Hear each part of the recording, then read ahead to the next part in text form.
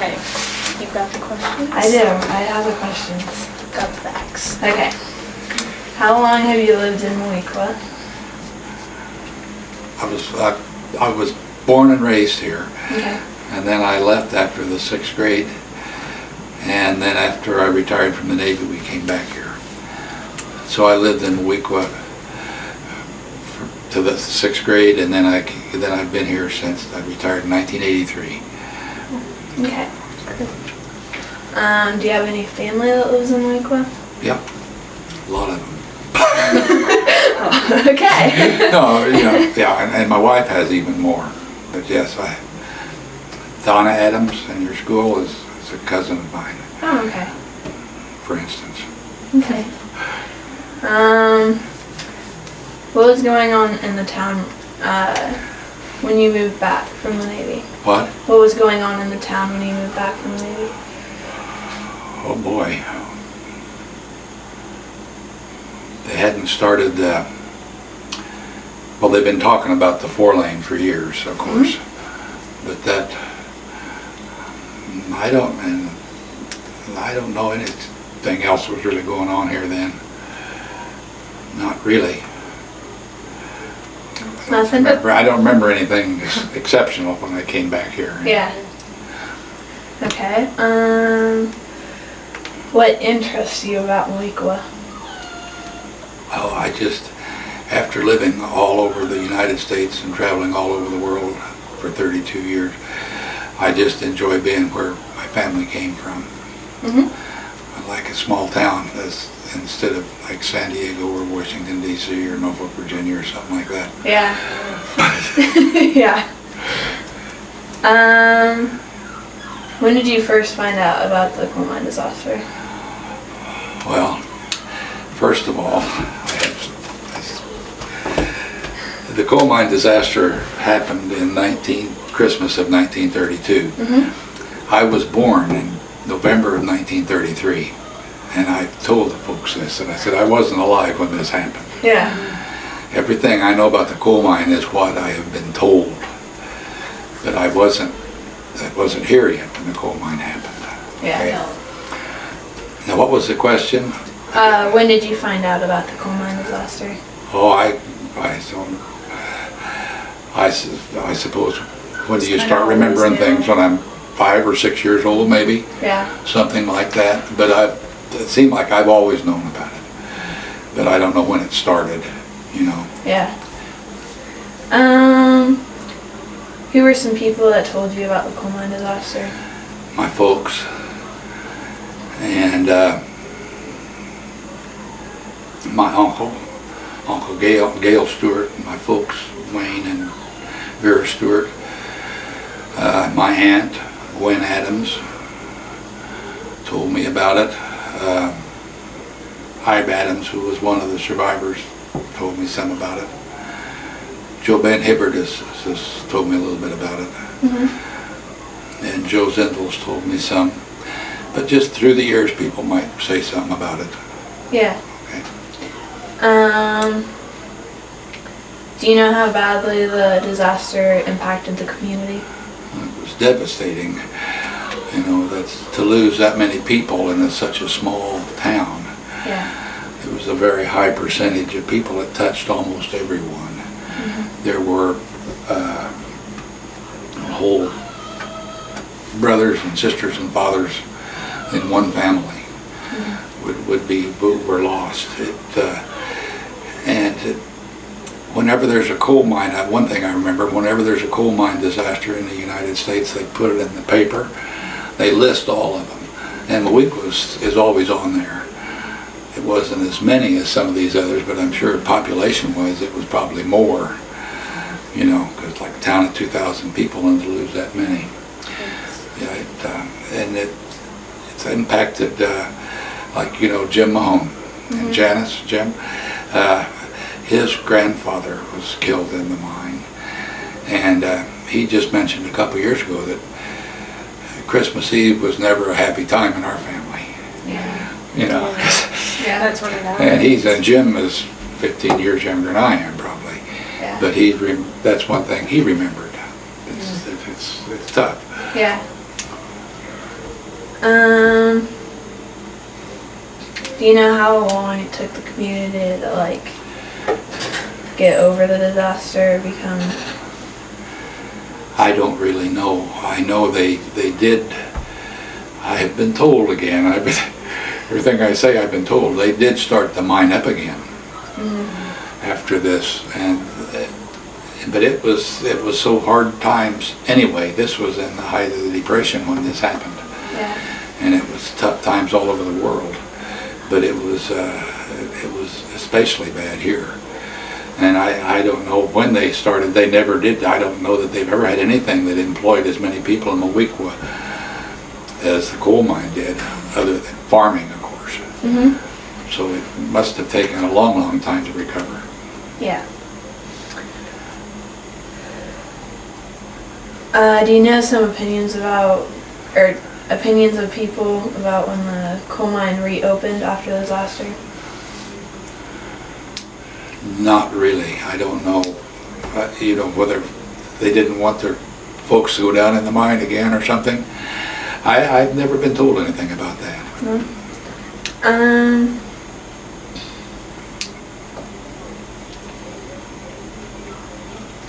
Do you know of anybody that went into the mine to recover bodies?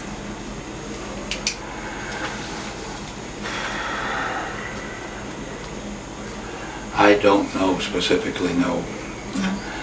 I have some people that I think can tell you that. Joe Ben Hibbert could probably tell you. And Joe Zindel. His name, Ernest Joe Zindel. His phone number is 768-3551. He's 88 years old, and he has an excellent memory. He would remember exact dates. And I don't know if he's volunteered for this project or not, but he would could answer a question like that.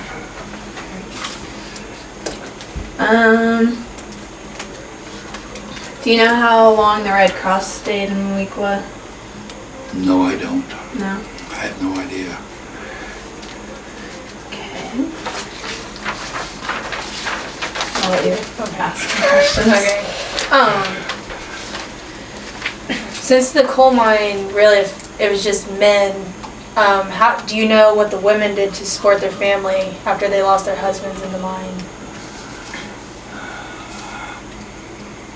That's a real good question. I'm sure that they worked. They had to go to work, and they had big families. Yeah. It was mostly a lot of these folks were immigrants from Eastern Europe, and a lot of them just lived in the south end of town. Some of them still didn't speak English, but I'm sure that they had to work, cook, clean houses. Of course, there used to be more of that, clean houses and things like that. But yes, I'm sure they had to go to work, and their brothers and sisters had to go to work too. I'm sure. What was it? There were 33 widows, and it said 21 had to take care of almost 70 children at tender age. So that was probably a pretty big deal. A lot of children. Yes. Yeah, and they had big families. Usually but the families were big for everybody back in those days. And so yes, it was hard times, and then this makes it even more difficult. Yeah. Do you know of anybody that left Moweaqua after the disaster? Oh, you mean, not really, no. You mean that since they didn't have work or whatever, that? Yeah. No, I'm sorry, I wouldn't know anything like that. That's fine. How about, did any businesses reopen right away? Were they kind of closed for a while, or? I don't know. Do you know of any positive effects that the coal mine might have had? The disaster? No, I can't think of anything positive. We touched this a little bit earlier. Since the coal mine disaster happened on December 24th, you knew of who who was it who didn't want to celebrate Christmas really on Christmas Eve? I was just told that Christmas Eve was a sad It time. was sad, Yes. yeah. It was, Mhm. okay. Oh, and one other thing, and you've heard this already, I'm sure. I have been told the gent that was going to play Santa Claus was in the disaster. Yeah, Was I lost. heard that. You heard that, okay. Yeah, that was probably pretty rough on the children. That's,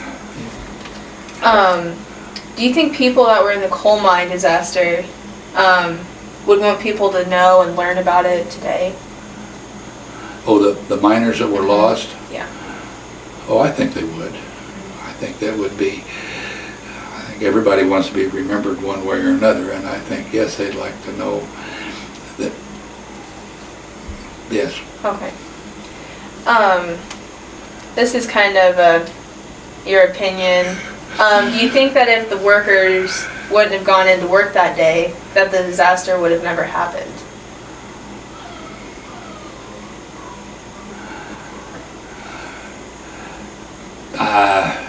That's possible. Because if I could enlarge on that just a bit. Yeah, go ahead. Because my uncle, Gail Stewart, Janice's father, Janice Bone's father, told me that he remembered burning trash the day of the disaster. That everybody used to burn their trash here, and he was burning the trash. He noticed there was no wind, and the smoke stayed right on the ground, which leads me to believe. Now he told me this, and maybe that a extremely low pressure would keep all of the gases down in there, and the slightest thing would set it off. And they had these carbide lamps, which were actually lights that were burning. Which could cause an explosion. And I have no idea if they wouldn't have been in the mine that day, but there probably was somebody would have been there. Yeah. And if that gas was there, and anything would set it off. It could have been a pickaxe hitting a rock, I would think. Almost anything could set it off. But that, I did remember Uncle Gail talking about that it was just, he said it was just a real funny day, especially for December, to be warm and no wind and just so quiet. Yeah. And then boom. Yeah. Since it was a holiday on Christmas Eve, not many workers went in. But do you think if it was an actual work day, a lot more miners would have been lost? I don't really know what the workforce was. I don't know. That sounds good. You know what I mean? It sounds like there would probably not be as many people there because of holiday, but I have a little bit on that if you don't mind. Yeah, go ahead. I had a classmate by the name of Sheila Corby, and her dad and his brothers, my dad farmed 3 miles east of town, and Dad told me that the Corby boys would come out, the miners worked mainly in the wintertime, and in the summertime they were off and they would go out and work on farms.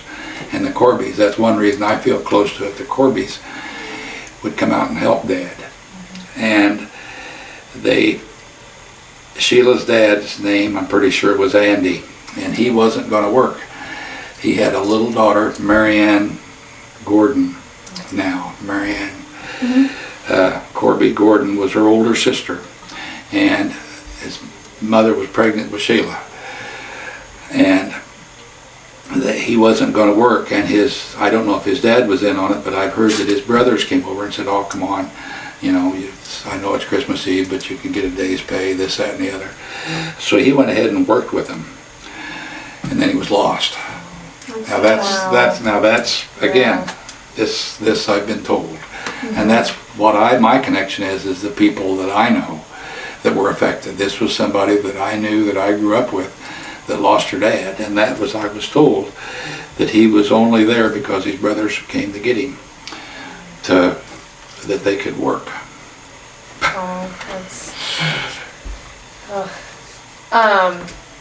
on a little different note, what do you think the community would have done if the disaster would have happened later? Like not during the Depression or just kind of on down the road?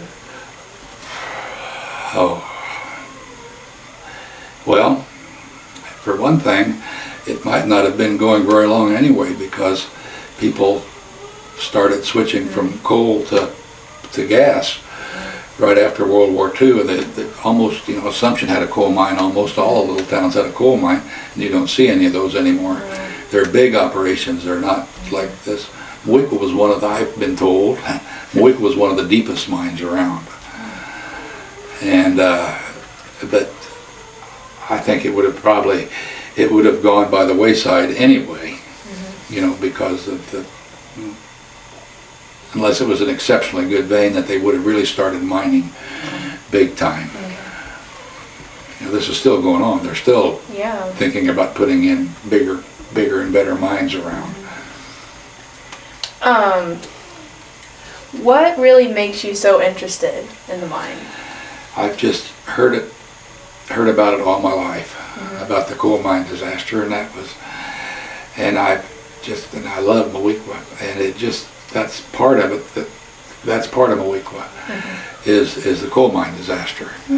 It's a terrible thing, but it's something that happened. It happens in lots of places, but to happen in such a small town, I think, is what gets people's interest. Yeah. Do you think that kind of pulled the community together after that? Well, I'm sure it did. I'm sure it did, and just as for instance, my dad served as pallbearer for many families, and they had funerals in the high school gymnasium. That was one thing they could do, was have funerals there. That's where a lot of people could be there. Also, some were buried in Assumption, and some were buried in Pana, because Moweaqua didn't have a Roman Catholic cemetery. And a lot of the miners I've been told, were Roman Catholic. Yeah, we were told that they had one big mass for about all the Catholics, and that was probably pretty big. That's probably what my dad was referring to. He was probably one of the pallbearers, and they probably did it in the gym. That's a supposition, of course. Yeah. And one more thing on that. Some fathers and sons were buried together, like one on top of the other. I've heard that. That is one thing that it was hard times. Yeah. They probably didn't have a cemetery lot when all this happened. Yeah. I don't know if you know this, but do you think that the roses from Pana, they gave hope to the families from Moweaqua that had lost relatives in the mine disaster? Oh, I suppose. I don't really know when they probably were. Yeah, I don't know when they started. Pana used to be a big deal. The roses in Pana they had all these, which they have hardly any now. But I assume that was going on then, and that would be part of it. Yes. Because we were told they sent about 500 roses so that every casket would have some flowers. I'm sure that back in those days they probably would have done that. Yes. Okay. Has the mine disaster affected your life in any way? Just how you perceive things, or?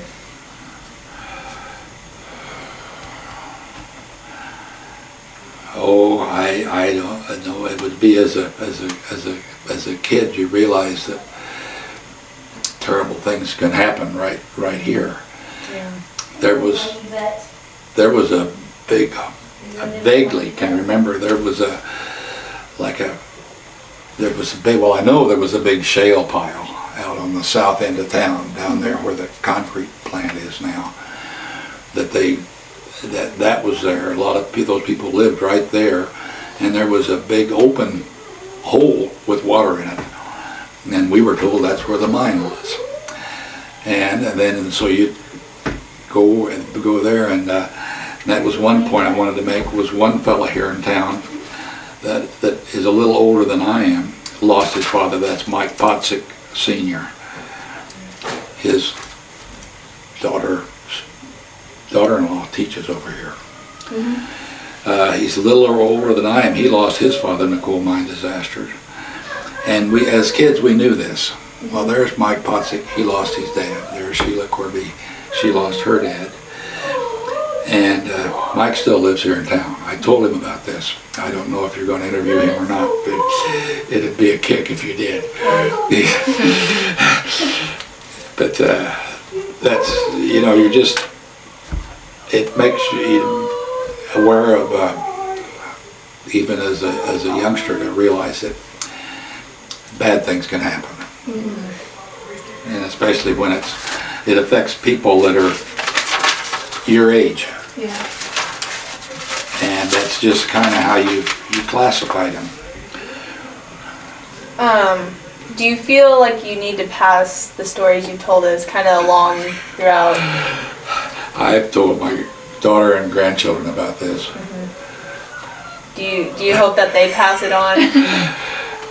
Well, I don't know. I imagine when they get older they will. Right now it's think of yourself. You know?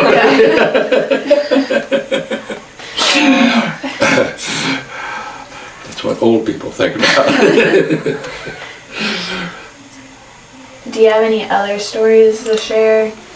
Just a couple, and I appreciate this, and I hope I've told them from the start, you know, that I wasn't even born when this thing happened. Yeah. It's just that these are things that people have told me.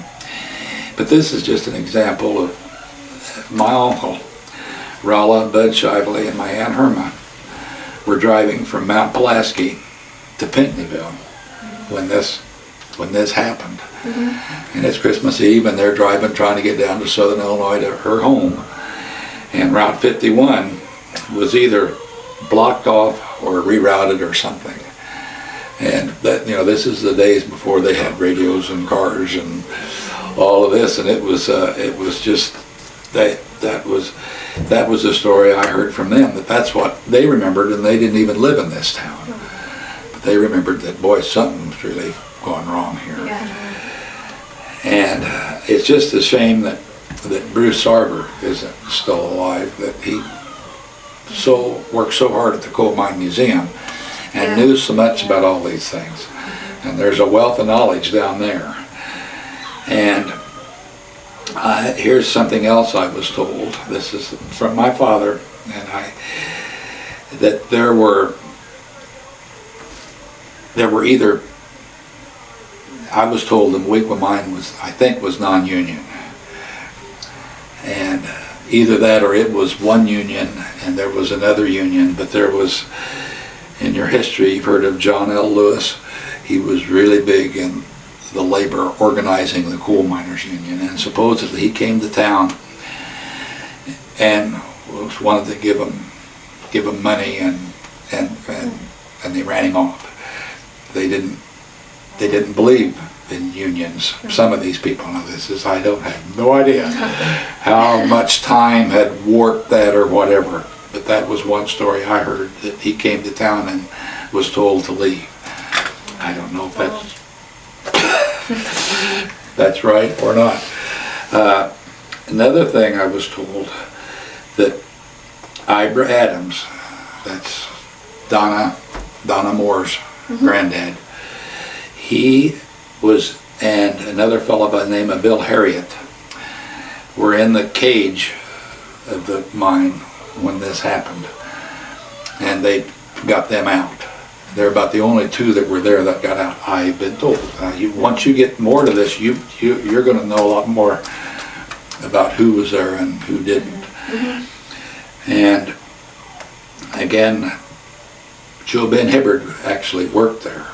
Wasn't there that day, but he worked there, and he has turned his name in for this. I hope you'll interview him. He's very sharp, and he'll be able to really give you some good answers.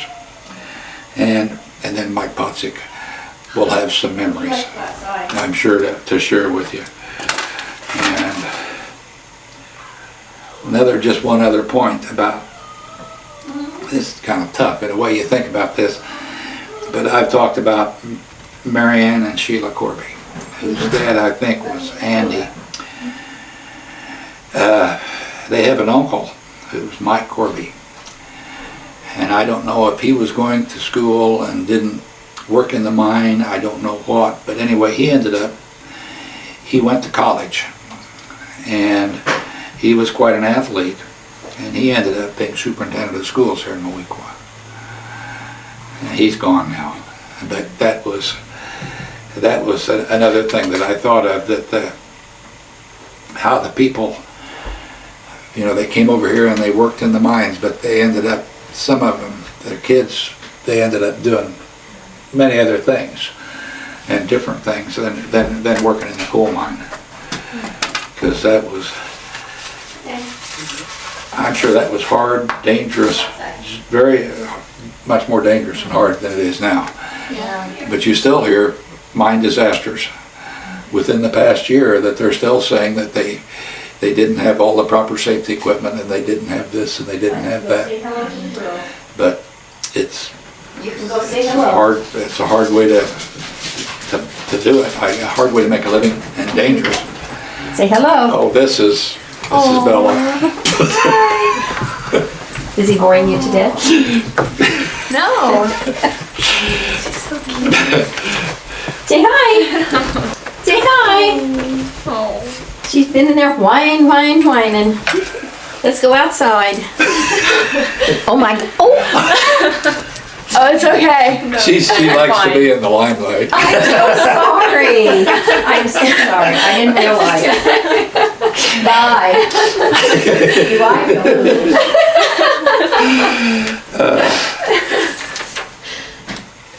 But it just, and I'm really, as soon as I saw that you were doing this, I thought I would volunteer, even though I'm not old enough to really know. But the thing is, there's not people not much older than I there's so many people that aren't around anymore. Mm-hmm. You know. Yeah. But there are a few, and it's a very worthwhile thing. Is this gonna become something we can see someday or whatever? Yeah, well, it's gonna be on the internet, I know for sure. Like, they're having a internet site that they're gonna have some interview things. Like, we're interviewing you, they're gonna have some tapes on there, I think, Okay. and they're gonna have some facts and everything. So I know that for sure. Well, I first told Babs Collins at the library that I was interested, and then I heard from Mrs. Moore,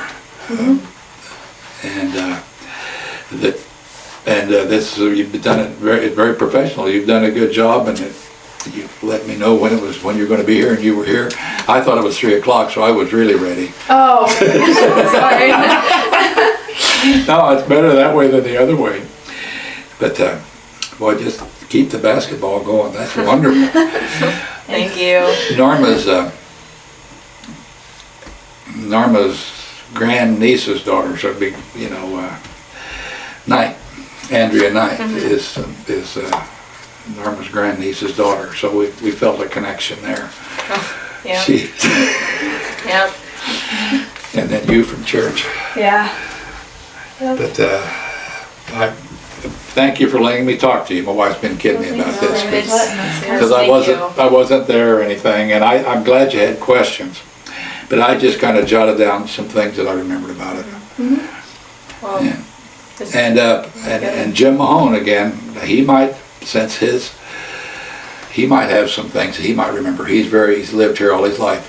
You know Jim, right? Yeah. And he has more of a connection than I do. My family didn't actually lose anybody in the coal mine disaster. They were farmers. And that was another thing I've heard, that in my Navy, I spent time in Newfoundland. The ship would go to Argentia, Newfoundland. And it's just cold and all the time, it seemed. But anyway, they had, these guys are back in the old days, all they could either be was coal miners or fishermen. And the water up there is just really rough. It's really bad. And they'd say, well, why are you a fisherman? He says, well, I didn't want to be a miner. You know? And the miner probably said, well, I didn't want to be a fisherman. Yeah. But that was where there was some work. And this will all come out in your research. I think that it was tough times all over. And then to have something like this, it really makes it bad. Yeah. In the height of the Depression, to have all these people killed and to lose their livelihood. Thank you. Thanks. Thank you. Yeah, thank you very much. How many have you done?